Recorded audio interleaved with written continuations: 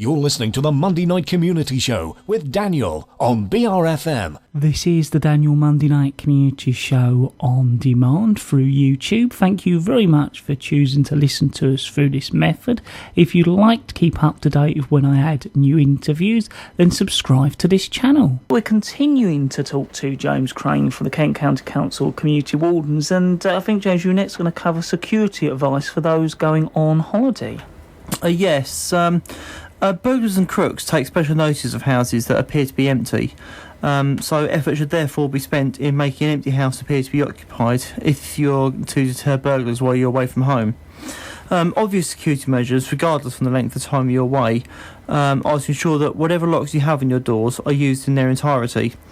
Windows too should be closed and locked, and devices to lock windows shut can be bought quite inexpensively and are often sufficient to deter a would-be burglar.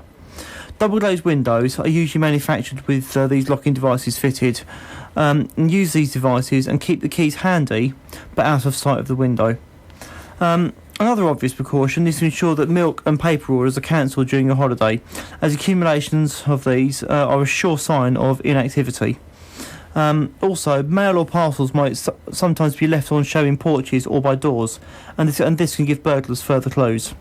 So, insist that your postperson always pushes mail right through your letterbox, and use the services of your guardian neighbour to remove any parcels left in porches, etc., until you return home. And obviously then once you're back you can go around and collect them. And this also applies to delivery of free newspapers, where all too often they are delivered unsolicited and left on showing porches or hanging out of letterboxes.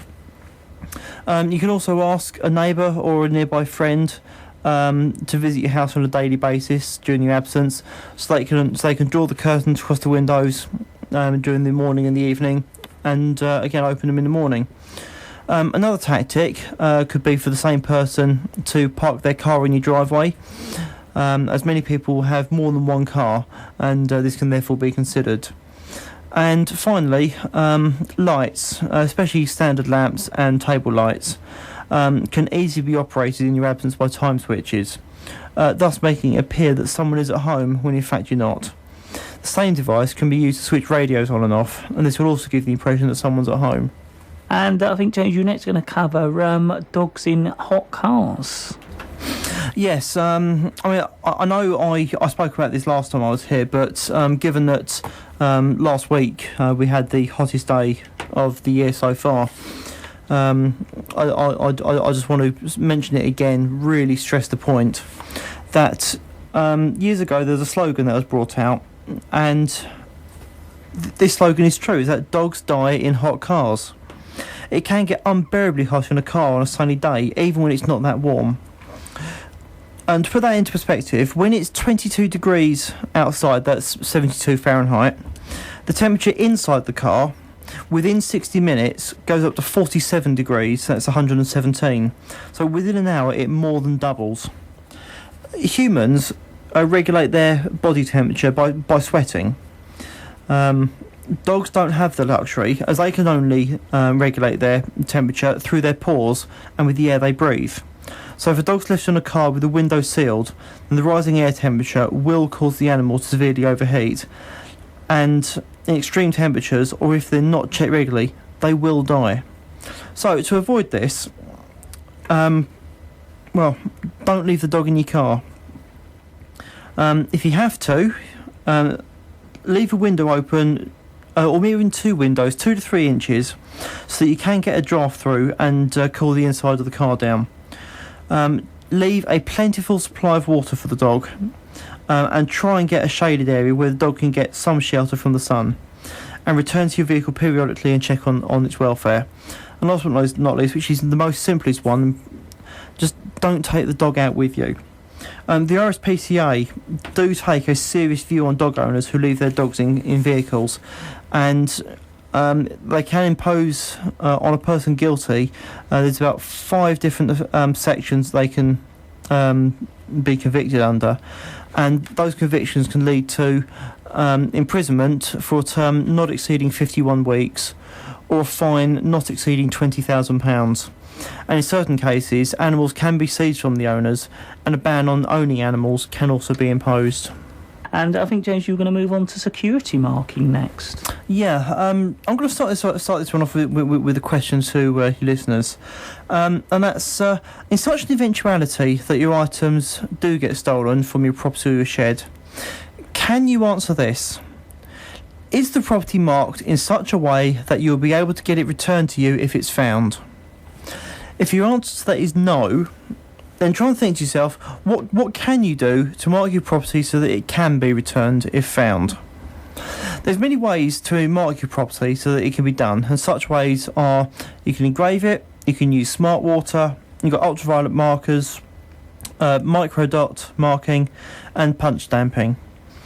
All of these things can be easily applied to your property and recorded so that you can hand the document over to a police officer saying what the item is, how much it's estimated to be worth, where the item has been marked, and what it has been marked with. That way, several things can be done to recover the marker and secure a conviction for the person who has got the item. I do have some property marking kits at the Lansdowne Police Office, which I can hand out to members of the public who wish to mark their property, as well as giving out advice on where to mark the property in such a way that it's not easily identifiable to the naked eye and without specialist lights. The best way to mark items such as a mobile phone, laptop, etc. is in the recess left by the battery when removed. Simply put your postcode and house number and replace the battery once the ink has dried. Then make a note of it on a record sheet and ensure that this is in a safe place and that cannot also be taken without great difficulty. As a further point, I would recommend people to register their items on the website immobilise.com, and that way you'll also be able to keep an online record of all your items. So that way, if the item does go missing, then report it to your community warden, police officer or PCSO and say what the identifying mark is and where it can be found. I don't know, James, you're next going to talk about hydration and sun, I think. Yes, everyone likes to enjoy the sunny weather, as it's not very often in Britain that we can do so at times. But it's important to remember a key phrase, and that's slip, slop, slap. And really what that means is to slip on a light shirt to keep most of the sun off your body. Slop on the sunblock to reduce the risk of sunburn, and slap on a hat to keep the sun off your head. Sunburn can be a major contributor to melanomas, and these can lead to the early onset of skin cancer, so protecting yourself with sun cream is very important. Advice from the NHS states that everyone over 6 months of age should use a water-resistant sunscreen with a sun protection factor of at least 15. To protect the skin, individuals should apply 1 ounce of sun cream 30 minutes before going outside and reapplying it every 2 hours, more often after swimming. Babies should be kept completely out the sun for the first 6 months of their life, because their skin is thinner than older children and thus more susceptible to sun damage. And moreover, sunscreens have not been approved for use on infants. And in addition, people should limit sun exposure to 15 minutes on the first day, even if the weather is hazy, slowly increasing their exposure daily. And reapply sunscreen every 2 hours, again, more often if sweating profusely or swimming. Reapply waterproof sunscreen after swimming for more than 80 minutes, it's 80 minutes, 1 hour 20 minutes, or after toweling off or again perspiring heavily. Try and avoid the sun as much as possible between 10 a.m. and 3 p.m.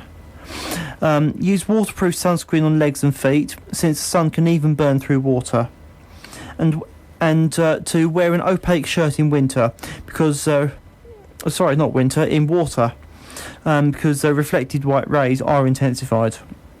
It's also important to remember to keep hydrated. Bottles of water are relatively inexpensive and provide essential water to you and reduces the chances of you starting to suffer from dehydration.